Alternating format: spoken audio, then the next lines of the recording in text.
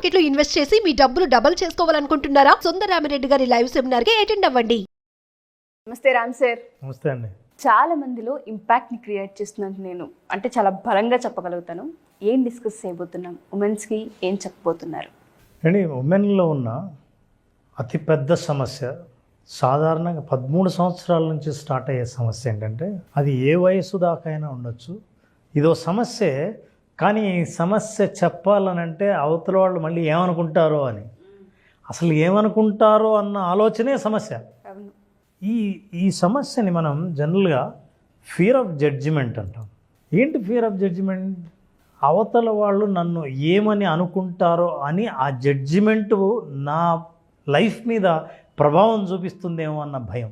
ఒక రీసెర్చ్లో తేలింది ఏంటంటే, ప్రతి 10 మందిలోనూ కనీసం 7 మందికి ఈ భయం ఉంటుంది. నేను ఏం చేస్తే ఏమనుకుంటారో, చెయ్యాలనుకున్నది చేస్తే ఏమనుకుంటారో, వేసుకోవాలనుకున్న డ్రెస్ చూస్తే ఏమనుకుంటారో, నేను పాడాలనుకున్న పాట నా గొంతుతో పాడితే వాళ్ళకి నచ్చుతుందో లేదో, ఫంక్షన్లో నేను వేసుకున్న డ్రెస్సు అందరికంటే బాగానే ఉందా, అందరికంటే బాగాలేకపోయినా అందరూ మెచ్చేదిలా ఉందా. ఈ ఫియర్ ఆఫ్ జడ్జిమెంట్ వెంటాడుతూనే ఉంటుంది. ఇది అంతర్గతమైన యుద్ధం. True sir. ఈ యుద్ధం ఎప్పుడూ నడుస్తూనే ఉంటుంది. ఈ యుద్ధం ఎవరితోనో అయితే పర్వాలేదు, మనతోనే నడవడమే అది దురదృష్టం. మన లోపల ఒక వ్యక్తి ఎప్పుడు ప్రశ్నిస్తూనే ఉంటాడు, బాగున్నావో బాగాలేవో ఒకసారి చెక్ చేయి, వేరే వాళ్ళని అడుగు, వాళ్ళ అభిప్రాయం తీసుకో, వాళ్ళకి నచ్చిందో లేదో గమనించు, ఇప్పుడు వాళ్ళు ఏమనుకుంటున్నారో, ఇందాక నవ్వింది అందుకేనా అని ఫియర్ ఆఫ్ జడ్జిమెంట్. ఎగ్జాక్ట్లీ. ఇది గనక మీకు ఒక విషయం పట్ల రోజులో చాలాసార్లు ఈ ఆలోచన వచ్చిందంటే, అంటే దాని అర్థం ఏంటంటే, ఆ ఆలోచనలు కూడా ఎట్లా ఉంటాయంటే, ఒకటే కాదు. మీరు ఒకసారి చూస్తే ఇక్కడ చూడండి, I'm week, I'm burden, I can't do anything, I will never get better, I'm worthless. అంటే వాళ్ళందరూ జడ్జి చేయడం వల్ల నేను ఇది అని అనుకుంటారు. No one likes me. ఎప్పుడైతే ఈ ఆలోచన వచ్చిందో, ఇప్పుడు పరిస్థితి ఏంటి? చాలా సాడ్గా ఉంటుంది. నిజంగా సాడే. యాక్చువల్గా సాడ్ అంటే సాడ్ కాదండి, సాడ్ అనేది ఒక సైంటిఫిక్ నేమ్. ఎందుకంటే మన ఆలోచన ఇలా ప్రతిసారి మన మీద కాకుండా, ఎవరైతే సొసైటీ మీద, ఆ నలుగురి మీద ఎప్పుడు ఆలోచిస్తూ వాళ్ళు మెచ్చాలి, వాళ్లకు నచ్చాలని ఆలోచిస్తున్నారో, మీ జీవితంలో ఆ నలుగురిని ఎప్పుడు సాటిస్ఫై చేయలేరు అన్న విషయం గుర్తుపెట్టుకోవాలి. బా, ఎప్పుడైతే ఒక నలుగురు మెచ్చాలి, వాళ్ళు సాటిస్ఫై అయ్యాలని మనం పరితపిస్తూ ఉంటుంటామో, పొరపాటును కూడా లైఫ్లో చేంజ్ అనేది ఉండదు. ఇంకా ఆశ్చర్యం ఏంటంటే, ఆ నలుగురు ఎవరో తెలీదు, తెలిస్తే కనీసం వాళ్ళు వచ్చి చెబితే మీకు నచ్చింది నచ్చలేదని మార్చుకునే అవకాశం కావచ్చు, అసలు ఆ జడ్జిమెంట్ కావచ్చు, క్లియర్గా కనిపించే అవకాశం ఉంటుంది. ఉండరు, కానీ క్రియేట్ చేసుకుంటాం. ఈ నలుగురి గురించి ఆలోచించడమే సాడ్. సాడ్ అంటే ఏంటంటే, యాక్చువల్లీ సోషల్ యాంగ్జైటీ డిజార్డర్.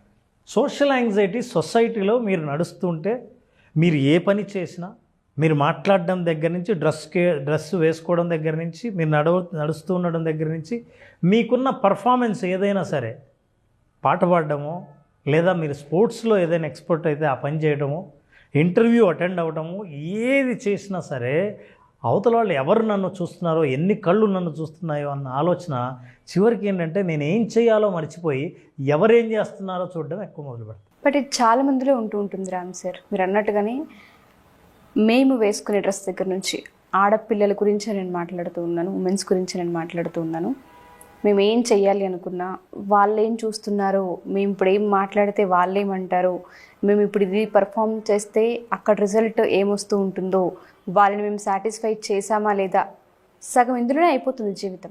ఇలా ఆలోచించడం వల్ల నెంబర్ 1 సెల్ఫ్ ఎక్స్ప్రెషన్ పక్కన పెట్టేస్తారు, మర్చిపోతాం. తాము వ్యక్తపరుచుకునే భావాన్ని పూర్తిగా కోల్పోతారు. తన టాలెంట్ని ప్రదర్శించుకునే ఆలోచననే మర్చిపోతారు.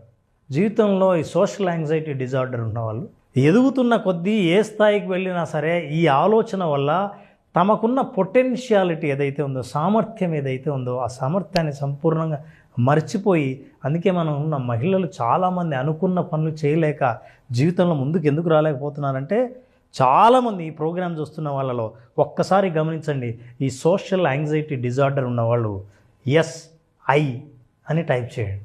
చాలామందికి ఇందులో మేము ఉన్నామని కూడా తెలీదు. ఎపిసోడ్ కనుక మీరు స్టార్టింగ్ నుంచి వినుంటే పరితపిస్తూ ఉంటుంటాం. మనల్ని మనం మర్చిపోయి ఎదుటి వాళ్ళ సాటిస్ఫాక్షన్ కోసమే ఎదురు చూస్తూ మన ఎక్స్ప్రెషన్ని, మన ఫీలింగ్ని కూడా చంపేసుకోవడమే సోషల్ యాంగ్జైటీ డిసార్డర్. ఎవరైతే దీంట్లో ఉన్నారో ఖచ్చితంగా కామెంట్ చేయండి. దాని నుంచి ఎలా బయటికి రావాలో కూడా ఖచ్చితంగా చెప్పడం జరుగుతూ ఉంటుంది. అందుకే అండి చెప్తారు, మీరు ఎలా ఉన్నా do not allow people to dim your shine. మీ వెలుగును అవతల వాళ్ళు డిమ్ చేయడానికి మీరు అవకాశం ఇవ్వకండి. యాక్చువల్గా కళ్ళు లేనిది వాళ్ళకి, మీకు కాదు. మీ వెలుగును తగ్గిస్తున్నారు. వాళ్లకు మీ అందం చూసే, మీ సామర్థ్యం చూసే, మీ టాలెంట్ చూసే, మీ స్కిల్ చూసే కళ్ళు లేవు, దృష్టి లేదు. దృష్టి లేని వాళ్ళకి ఎట్లాగూ కనిపించదు కాబట్టి వాళ్ళు గుడ్డి దీపం పెట్టుకుని ఉంటే ఆ గుడ్డి దీపాన్ని, మీ దీపాన్ని వాళ్ళు లో చేస్తున్నారు. మీరు అది అలో చేయకండి. You be confident, you have skills, do not worry about others. This is exactly what we see how confident she is looking very confident. అవును సార్.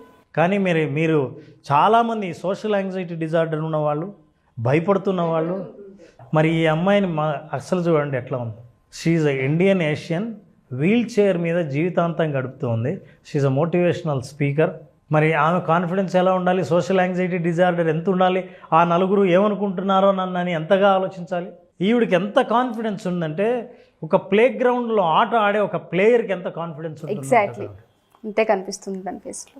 ప్లేయర్ చాలా అద్భుతమైన ప్లేయరే, కానీ ఆవిడ అందరిలాగా కనిపించేంత కాన్ఫిడెంట్ మిగతా ఆ పరిస్థితిలో ఉంటే ఎవరికి ఇంత కాన్ఫిడెన్స్ ఉండేది కదేమో. ఆవిడ కూడా డిజేబుల్డే. వీళ్ళందరూ వాళ్ళ సామర్థ్యాన్ని నమ్ముకున్నారు. ఇతరులు ఏం చూస్తున్నారో అన్న ఆలోచన ఎప్పుడో మానేశారు. మీరు ఎప్పుడైతే ఆ నలుగురు గురించి, వాళ్ళ ఆలోచన గురించి, వాళ్ళ యాక్సెప్టెన్స్ గురించి ఎప్పుడైతే పనిచేశారో మీకోసం మీరు పనిచేయడం మానేస్తారు. ఒకవేళ అదే కంటిన్యూ చేయాలనుకుంటే ఈ సాడ్ జీవితాన్ని జీవించాల్సి వస్తుంది. వీళ్ళు చాలామందికి ఇన్స్పిరేషనల్గా ఉన్నవాళ్ళు. ఇట్లాంటి వాళ్ళు దాదాపు 15,600 మంది ఆడవాళ్ళు ఒక గొప్ప పొజిషన్లో వీల్ చైర్ మీద పాపులర్గా సోషల్ మీడియాలో వాళ్ళు ప్రజెంట్ చేసుకునే వాళ్ళు ఉన్నారు. Wonderful sir. అంటే మీకు అన్నీ బాగుండి మీరు చేస్తున్న ప్రతి పనికి ఇతరులు ఏమనుకుంటున్నారో అని ఆలోచిస్తే వీళ్ళు ఏం ఆలోచిస్తుండాలి? వాళ్ళ ముఖంలో ఎక్కడైనా సరే ఎవరైనా ఏమనుకుంటున్నారో అన్న ఆలోచన కనిపిస్తుందా? వాళ్ళు ఏమనుకుంటున్నారో అన్నదే వాళ్ళు అప్లై చేస్తూ ఉన్నారు. కాబట్టి ఈ ప్రోగ్రామ్కి అటెండ్ అవుతున్న వాళ్ళు, మన ఎపిసోడ్ చూస్తున్న వాళ్ళు ఒకటే నేర్చుకోవాలి, ఏంటంటే నో నెగిటివ్ థాట్స్ అలౌడ్.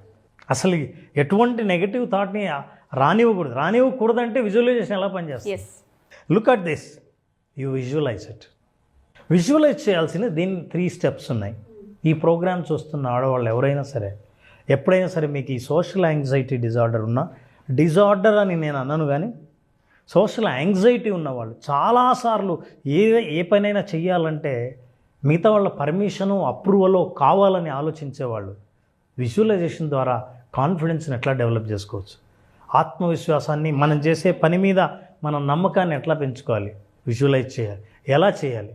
కామ్గా ఒక ప్లేస్లో కూర్చోండి, బ్రీతింగ్స్ ద్వారా రిలాక్స్ అవ్వండి, కళ్ళు మూసుకోండి. Then you have to create a success blueprint. Success blueprint అంటే నాకే గనక స్వేచ్ఛ ఉంటే, నాకెవ్వరూ తెలిసిన వాళ్ళు నన్ను చూడాలన్న ఆలోచనే ఎవరికి లేకపోతే, నేను ఆత్మవిశ్వాసంతో ఒక పని చేయాలనుకుంటే ఆ పనిని ఎలా చేస్తాను, ఆ డ్రెస్ ఎలా వేసుకుంటాను, ఆ పాట ఎలా పాడతాను, ఆ ఆట ఎలా ఆడతాను, నేను ఏదైనా సరే కాన్ఫిడెంట్గా నిలబడితే ఎలా ఉంటాను అన్న సక్సెస్ బ్లూ ప్రింట్ను కళ్ళు మూసుకొని క్రియేట్ చేయండి. చేస్తున్నప్పుడు మీకు ఇమాజినేషన్లో స్వేచ్ఛ ఉంటుంది. మీకు అక్కడ కూడా స్వేచ్ఛ కోల్పోతే దురదృష్టం. అందుకే నెగిటివ్ థాట్స్ ఉండకూడదు అనుకున్నాను. అక్కడ మీరు స్వేచ్ఛగా, మీరు నిజంగా ఐడియల్గా, ఏ భయాలు లేకపోతే, ఇతరులు ఎవరైనా మనల్ని అప్రూవ్ చెయ్యాలి అన్న భయం అస్సలు లేకపోతే, మీరు ఎలా కనిపించాలనుకుంటారో అట్లా కనిపించినట్టు మిమ్మల్ని మీరు చూడండి. ఆ బ్లూ ప్రింట్ క్రియేట్ చేసుకున్న తర్వాత కళ్ళు మూసుకున్న ప్రతిసారి మిమ్మల్ని మీరు అలా నడుచుకుంటూ కాన్ఫిడెంట్గా వెళ్తుంటే, నేరుగా కింది నేల చూపులు కాకుండా స్ట్రైట్గా చూస్తూ మీరు వెళ్తుంటే, వేదిక మీద ఎవరికీ భయపడకుండా మాట్లాడాలనుకున్నది మాట్లాడుతుంటే, ఇంటర్వ్యూలో చెప్పాలనుకున్నది మీరు చెప్పాలనుకుంటే, అట్లాగే బిజినెస్ ఐడియాని మీరు ఎవరేమనుకుంటారో నా ఐడియా ఏం ఆలోచించకుండా ఎగ్జిక్యూట్ చేయాలని అనుకుంటే, అలాంటి వాళ్ళని నేను ఎలా ఉండాలని అనుకుంటున్నానో కళ్ళు మూసుకొని విజువలైజ్ చేసి మిమ్మల్ని మీరు చూసుకోండి ఎలా కనిపిస్తారు. మిమ్మల్ని మీరే చూసుకోకపోతే కాన్ఫిడెంట్గా ఎలా ఉంటారో ఈ ప్రపంచం మిమ్మల్ని చూడలేదు. సో ఎప్పుడైతే మీరు అలా చూసుకున్నారో ఒక న్యూరాల్ నెట్వర్క్లో ఒక చేంజ్ జరుగుతుంది. ఏం జరుగుతుందంటే మిమ్మల్ని భయపెట్టే ఆలోచనలు యుద్ధం చేస్తుంటాయో మీతో, ఆ ఆలోచనలు బలహీనపడతాయి. ఎందుకంటే మిమ్మల్ని మీరు చాలా బలంగా, ధైర్యంగా, కాన్ఫిడెంట్గా మీరు చూసుకున్నారు కాబట్టి. ఇది భయపడుతూ, అనుమానంతో, ఆలోచనలతో ఉన్న దానికి ఆపోజిట్.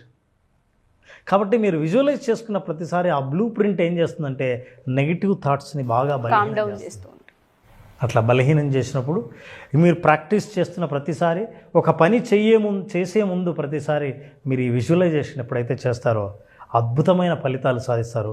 అప్పుడు ఎంతమంది ఉన్నా సరే నా డ్రెస్ బాగుందా అని ఆలోచించకుండా, నేను వేసుకున్నానంటే బాగుంది కాబట్టి నేను వేసుకున్నాను, ఇక నేను ఆలోచించక్కర్లేదని నలుగురిలో మీరు ఇంత ఆత్మవిశ్వాసంతో ఉంటే ఎలా ఉంటుంది? Wonderful sir. ఇచ్చే కాన్ఫిడెంటే వేరు సార్. అసలు ఎలాంటి వాళ్ళు ఏ డ్రెస్ వేసుకున్నారన్న ఆలోచన కూడా నేను చేయడం మానేస్తాను. ఎందుకంటే నాకు అనవసరం. ట్రూ. అందరూ నాకు అందంగా కనిపిస్తారు, నాకు నేను అందంగా కనిపిస్తే. ఇది ఒక్క కనిపించే విషయంలోనే. అట్లాగే అనిపించే విషయంలో, పాట పాడే విషయంలో, ఎక్స్ప్రెస్ చేసే విషయంలో, ప్రజెంటేషన్ ఇచ్చే విషయంలో అసలు వాతావరణం అంతా పాజిటివ్ వైబ్స్ సార్. ఎక్కడ కూడా అసలు వెతకం ఎవరేం వేసుకున్నారు, ఎవరేం చేస్తున్నారు, ఎలా పర్ఫామ్ ఉండదు. ఒక్క నెగటివ్ థాట్ మాత్రం ప్రశ్నించుకోవాలి. ఏంటంటే మనం కూడా ఇతరులను జడ్జి చేయట్లేదు కదా. ఎగ్జాక్ట్లీ. ఇది ఎప్పుడైతే ఆలోచిస్తామో మిమ్మల్ని మీరు ఇట్లాంటి సందర్భాల్లో మీరు చూడాలని అనుకుంటే ఖచ్చితంగా విజువలైజేషన్ ప్రాక్టీస్ చేయండి. Create success blue print.